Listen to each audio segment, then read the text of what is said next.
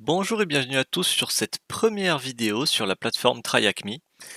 Donc cette vidéo, ce sera la présentation de la plateforme et en suivant, vous aurez prochainement les premières vidéos CTF sur cette plateforme. Donc la plateforme TryHackMe d'abord, qu'est-ce que c'est? C'est une plateforme qui permet d'apprendre la cybersécurité avec des exos pratiques et des leçons. Par contre, c'est en anglais, donc il faut comprendre l'anglais. Donc voilà, donc tout est en anglais, les cours et les exos sont en anglais. Maintenant que ça c'est dit, je vais vous présenter plus en détail la plateforme. Donc, vous pouvez vous créer un compte gratuit sur cette plateforme qui vous donne accès à quand même beaucoup de contenu, mais vous pouvez aussi avoir un abonnement premium qui vous donne accès à plus de cours et à plus d'exercices. Donc voici les avantages d'être un membre premium. Donc déjà, vous avez accès à l'entièreté des chemins d'apprentissage. C'est-à-dire qu'il y a des chemins d'apprentissage, des pathways. Je vous les montrerai après. En fait, c'est des modules et des leçons et des exercices dans un ordre bien précis pour vous apprendre donc les bases de la cybersécurité. Ensuite, on a accès à ce qu'on appelle une attack box. On y a accès avec un compte gratuit, mais la différence, quand on a un compte premium, c'est qu'on a accès en illimité à une machine virtuelle accessible depuis le navigateur, sous Kali Linux ou sur Ubuntu, c'est au choix. On a accès à des machines plus rapides et on a accès, comme je vous l'ai dit, à plus de cours et plus d'exercices. Le premium, combien c'est? Donc si on prend un abonnement sur 12 mois, donc un abonnement d'un an, c'est 120 $.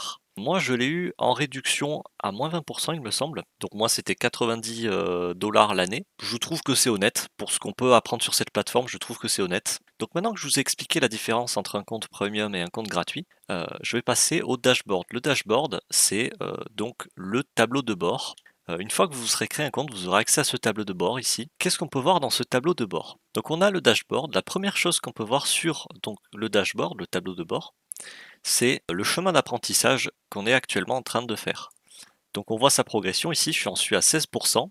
Je suis à 16% du chemin d'apprentissage SOC Level 1. SOC qui signifie Security Operation Center. Donc c'est du blue teaming, en gros c'est de la défense, de l'investigation, c'est plus de la cybersécurité défensive on va dire. Alors que la plupart des autres chemins d'apprentissage sont de la sécurité offensive, c'est-à-dire tout ce qui est pen testing, red teaming. Donc voilà, et ici on voit donc les prochains cours ou exercices à suivre du chemin d'apprentissage actuel. Je vous montrerai après les différents chemins d'apprentissage. On voit aussi le nombre de questions auxquelles on a répondu cette semaine. Vous voyez, j'ai répondu à 178 questions cette semaine. On voit notre streak, donc c'est un score qui s'incrémente de 1 chaque jour. Chaque fois qu'on répond à une question par jour, il s'incrémente de 1, et dès qu'il y a un jour où on arrête de répondre aux questions, ça retombe à 0. Donc ça permet d'essayer de garder un rythme régulier et journalier sur la plateforme. Ici on voit donc les nouvelles salles, les nouveaux cours ou les nouveaux exercices qui sont sortis sur la plateforme récemment. Donc ici on voit qu'il y a le calendrier de l'Avent de 2022 de la plateforme TryHackMe qui est sorti tout récemment, puisqu'on est en décembre actuellement. Donc là, c'est les derniers cours et exercices qui sont sortis sur la plateforme. Ici, on a notre niveau. Donc moi, je suis niveau 13. C'est le niveau maximum qu'on peut atteindre ici. Donc là, on peut voir les amis. Donc moi, j'ai pas d'amis. Lol. Ensuite, on a la Skills Matrix. Donc ça, c'est un petit graphique très très bien fait où on peut voir à peu près où est-ce qu'on est le plus calé, où est-ce qu'on est le moins. Donc on voit ici que pour l'exploitation web, je suis plutôt pas mal. Pour l'exploitation Windows, je suis un peu moins bien. Pour les fondamentales, ça va, j'ai les fondamentales. En élévation de privilèges, je peux encore faire mieux. Et pour l'exploitation réseau aussi, je peux encore faire un tout petit peu mieux, je suis presque à 100. Donc ça dépend des rooms que vous réussissez à terminer, je pense. Et donc, un petit détail en plus aussi, qui n'est pas vraiment très important, mais quoique, quand même. Ici, il y a le nombre d'utilisateurs total sur la plateforme. Donc actuellement, il y a 1 568 031 utilisateurs. Et ici, il y a votre rang, donc votre rang sur toute la liste d'utilisateurs du site. Donc moi, je suis dans le top 1%. Honnêtement, quand on s'y donne à fond pendant plusieurs semaines, on arrive très vite au top 1%. Donc moi, je suis rang 783. Donc c'est tout pour le dashboard. Maintenant, je vais vous montrer donc les chemins d'apprentissage. Donc on va aller dans la section Learn, donc apprendre. Et on voit ici qu'on a donc les learning paths, les chemins d'apprentissage. Et il y en a quand même pas mal de différents niveaux. Ici on voit intermédiaire, easy, donc facile. Donc il n'y a que des easy intermédiaires pour l'instant. Donc là par exemple on a un chemin d'apprentissage qui consiste à apprendre les fondamentales du web, des sites web et tout ça, des applications web.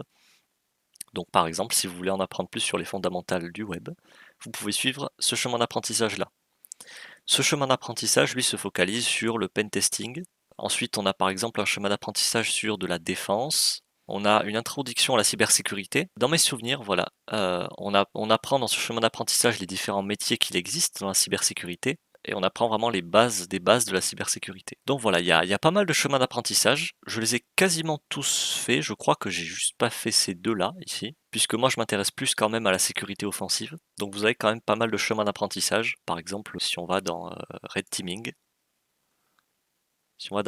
ici, vous voyez, il y a plusieurs modules ici. Là, on a les fondamentales du Red Teaming avec différents cours. Le module Initial Access pour l'accès initial dans un réseau, avec un cours sur la reconnaissance, la weaponization, etc. On a même des cours sur du phishing. Donc voilà, c'est à utiliser à bon escient évidemment. De toute façon, vous êtes entièrement responsable de ce que vous faites avec les connaissances que vous pourrez acquérir sur cette plateforme ou n'importe où ailleurs d'ailleurs. Donc voilà. Ensuite, donc comme je vous l'ai dit, il y a des modules. Ici, vous pouvez directement accéder à des modules sans passer par les chemins d'apprentissage. Par exemple, ici, on a un module qui se focalise sur Nmap. Nmap qui est un scanner de port. Un autre module, par exemple, sur Burp Suite. Burp Suite, qui est un ensemble d'outils pour faire du pen testing d'applications web. Ici, on a un module sur le phishing. Voilà. Par exemple, si vous voulez apprendre les bases de Linux, que vous avez du mal avec Linux, vous pouvez suivre ce module. Donc c'est vraiment très très varié. Je trouve cette plateforme vraiment bien. Par contre, comme je vous l'ai dit, il y a certains contenus qui sont accessibles seulement avec un compte premium. Et ensuite, on a ce qu'on appelle des networks, donc des réseaux. Et c'est carrément des réseaux de plusieurs machines. C'est-à-dire que la plupart des CTF qu'on fait, il y a une machine à attaquer. Or, là, c'est carrément un réseau de plusieurs machines. Par exemple, je vais aller dans celui-là, que je n'ai pas fait, il me semble. Oui, je ne l'ai pas fait. Et donc là, vous voyez, c'est un réseau qui est composé de 3 machines. Et là, donc ce qu'ils disent, c'est que dans ce réseau, on peut apprendre à pivoter à travers le réseau, c'est-à-dire passer d'une machine à l'autre. C'est quand même très très varié. Donc voilà. Ensuite, alors la section practice, alors honnêtement, je sais pas trop à quoi elle sert par rapport à la section learn. Voilà, honnêtement, je m'en sers jamais de cette section, donc je vais pas vous la présenter puisque je ne l'utilise jamais. Et ensuite, on a la section search pour chercher. Donc, on peut chercher des cours ou des CTF. Donc là, on peut trier pour les abonnés seulement, ou alors quand c'est gratuit. On peut trier soit des challenges, soit des walkthroughs. Les walkthroughs, c'est un peu plus guidé que les CTF généralement. Ensuite, on peut trier par les plus populaires, tout ça, et on peut trier par difficulté. Il existe 4 difficultés. Ça, c'est pas vraiment une difficulté, c'est plus un type de room. Mais sinon, il existe la difficulté facile, moyenne, difficile et insane. Donc voilà. Et on peut ici directement cocher ça pour cacher tout ce qui a été complété, ce qui est plutôt pratique. Et donc il y a de quoi faire, hein. Même en m'y mettant à fond pendant plusieurs semaines d'affilée, je suis très loin d'avoir fait le tour de la plateforme.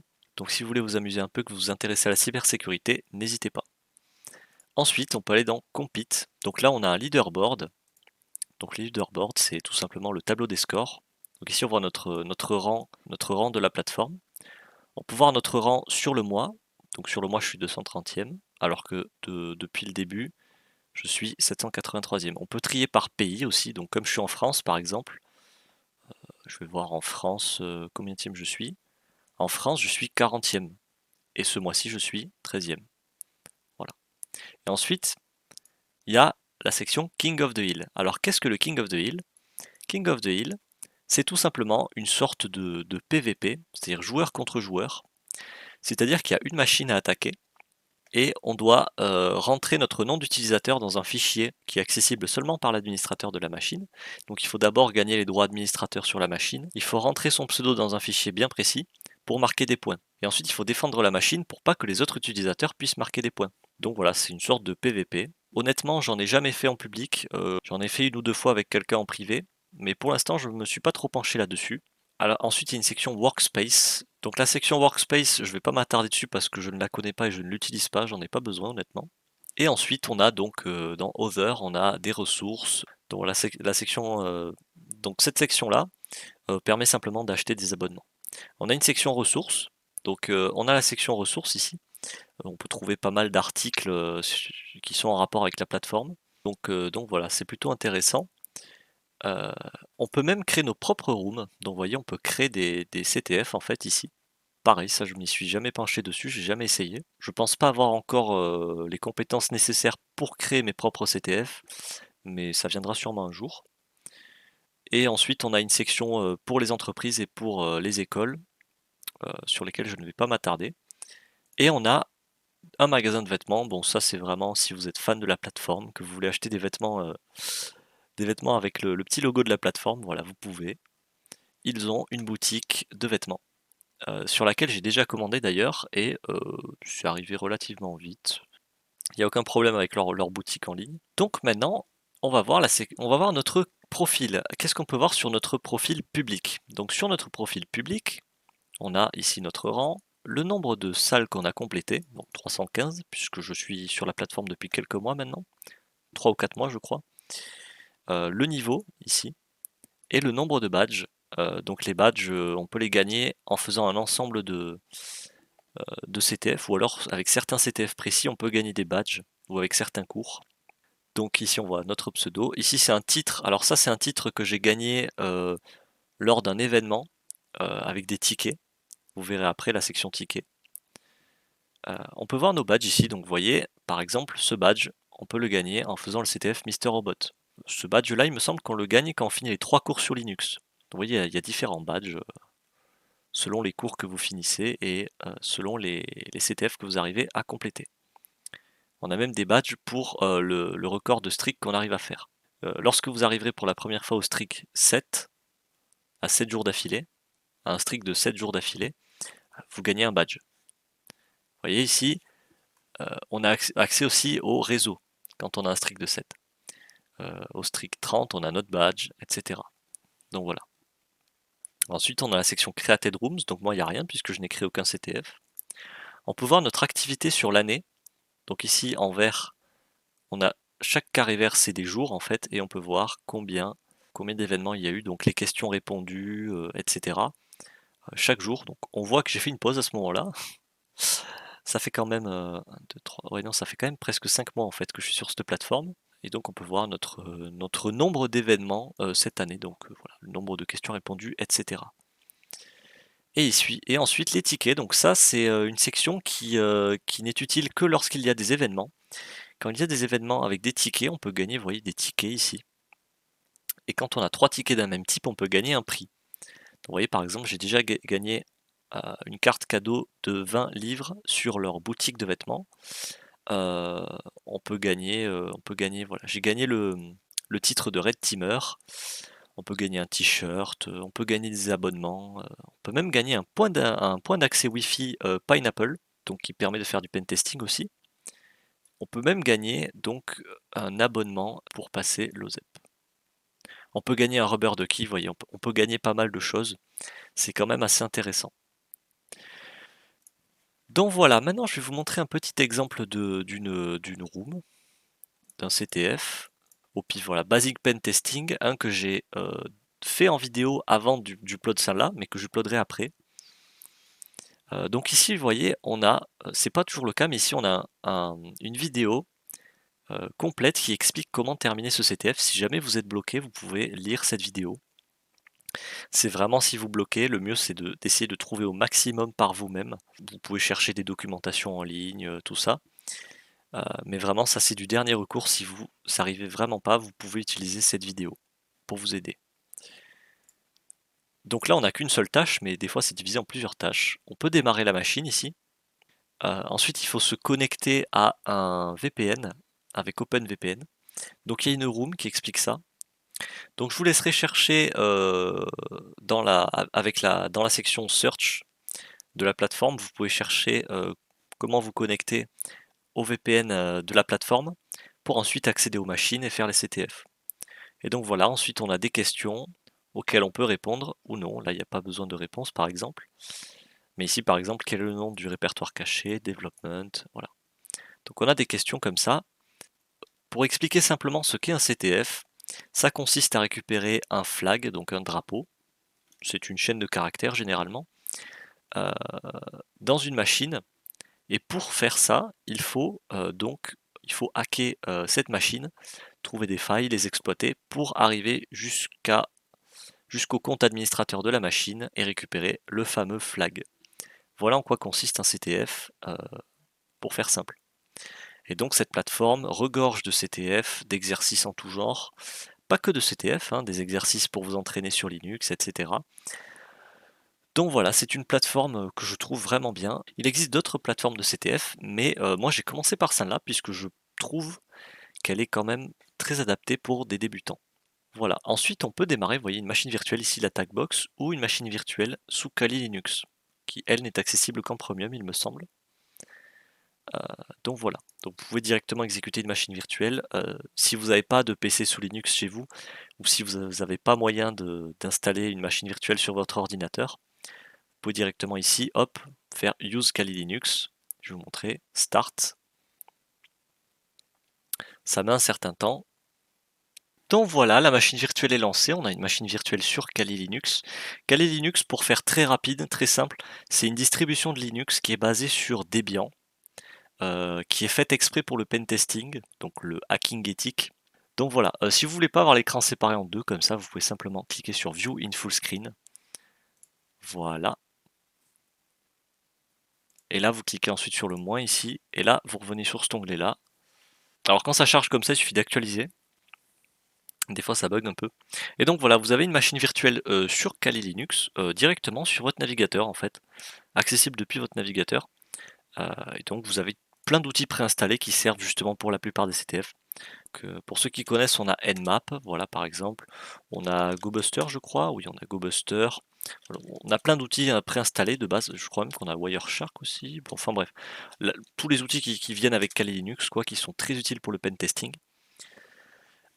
Petit détail aussi, ici il y a l'adresse IP soit de votre machine virtuelle à vous sur votre PC, avec laquelle vous êtes connecté au VPN, ou alors dans ce cas-là, c'est l'adresse IP simplement de la machine virtuelle Kali Linux. Voilà. Donc quand vous avez besoin de l'adresse IP de votre machine virtuelle, elle est ici toujours, en vert. Donc par exemple, si vous créez votre propre machine virtuelle sur votre ordinateur en local, et qu'ici votre adresse IP n'apparaît pas, c'est que vous n'êtes pas correctement connecté au VPN. Donc je pense avoir fait le tour de la plateforme. J'espère que ça vous aura plu, peut-être que ça vous aura donné envie de vous inscrire sur cette plateforme pour commencer à apprendre certaines choses. Évidemment, le début est assez compliqué. Si vous avez du mal au début, c'est tout à fait normal, puisque si vous n'avez jamais fait de cybersécurité ni rien appris là-dessus, forcément vous n'allez pas tout savoir d'un coup par magie. Ça prend du temps. Mais voilà, si ça vous intéresse, si vous souhaitez apprendre la cybersécurité, vous pouvez aller sur cette plateforme. J'espère que cette vidéo vous aura plu. N'hésitez pas à me dire ce que vous en avez pensé en commentaire, à liker si vous avez aimé. Si vous avez des questions ou alors si j'ai fait des erreurs que vous souhaitez corriger, toujours pareil, la section commentaires est là, vous pouvez laisser un commentaire. Et si vous voulez voir les prochaines vidéos qui sortiront et être notifié quand elles sortent, n'hésitez pas à vous abonner. Voilà, et moi je vous dis à la prochaine. I'm taking 6 shots, yeah, straight to the face. And I wanna get lost, I'm sick of this place. Don't know how to stop when I'm feeling this way. So I'm taking